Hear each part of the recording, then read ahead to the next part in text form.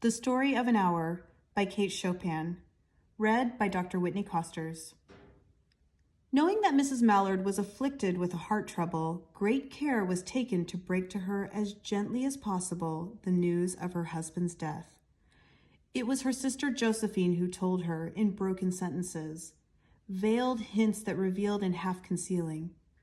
Her husband's friend, Richards, was there too, near her. It was he who had been in the newspaper office when intelligence of the railroad disaster was received, with Brentley Mallard's name leading the list of killed. He had only taken the time to assure himself of its truth by a second telegram, and had hastened to forestall any less careful, less tender friend in bearing the sad message. She did not hear the story as many women have heard the same, with a paralyzed inability to accept its significance. She wept at once, with sudden, wild abandonment, in her sister's arms. When the storm of grief had spent itself, she went away to her room alone. She would have no one follow her. There stood, facing the open window, a comfortable, roomy armchair. Into this she sank, pressed down by a physical exhaustion that haunted her body and seemed to reach into her soul. She could see in the open square before her house the tops of trees that were all aquiver with the new spring life. The delicious breath of rain was in the air. In the street below, a peddler was crying his wares. The notes of a distant song which someone was singing reached her faintly, and countless sparrows were twittering in the eaves. There were patches of blue sky showing here and there through the clouds that had met and piled one above the other in the west facing her window.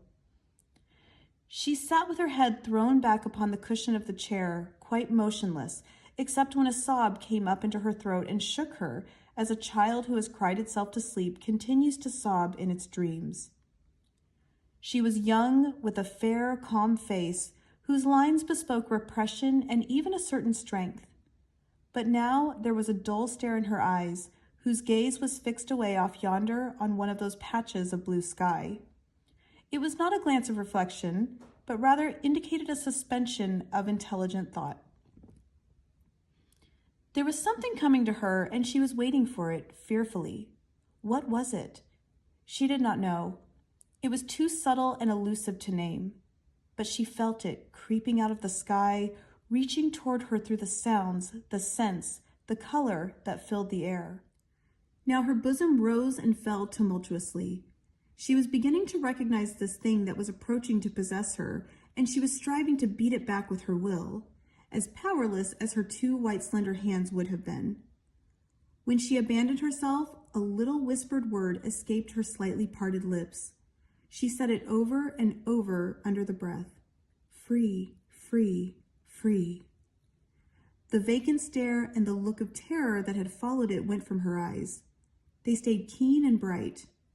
Her pulses beat fast, and the coursing blood warmed and relaxed every inch of her body. She did not stop to ask if it were or were not a monstrous joy that held her. A clear and exalted perception enabled her to dismiss the suggestion as trivial. She knew that she would weep again when she saw the kind, tender hands folded in death, the face that had never looked save with love upon her, fixed and gray and dead. But she saw beyond that bitter moment a long procession of years to come that would belong to her absolutely, and she opened and spread her arms out to them in welcome. There would be no one to live for during those coming years. She would live for herself. There would be no powerful will bending hers in that blind persistence with which men and women believe they have a right to impose a private will upon a fellow creature. A kind intention or a cruel intention made the act seem no less a crime as she looked upon it that brief moment of illumination. And yet she had loved him sometimes. Often she had not. What did it matter? What could love, the unsolved mystery, count for in the face of this possession of self-assertion, which she suddenly recognized as the strongest impulse of her being? Free, body and soul, free, she kept whispering. Josephine was kneeling before the closed door with her lips to the keyhole, imploring for admission. Louise, open the door. I beg, open the door. You will make yourself ill. What are you doing, Louise? For heaven's sake, open the door. Go away. I am not making myself ill. No, she was drinking in a very elixir of life through that open window.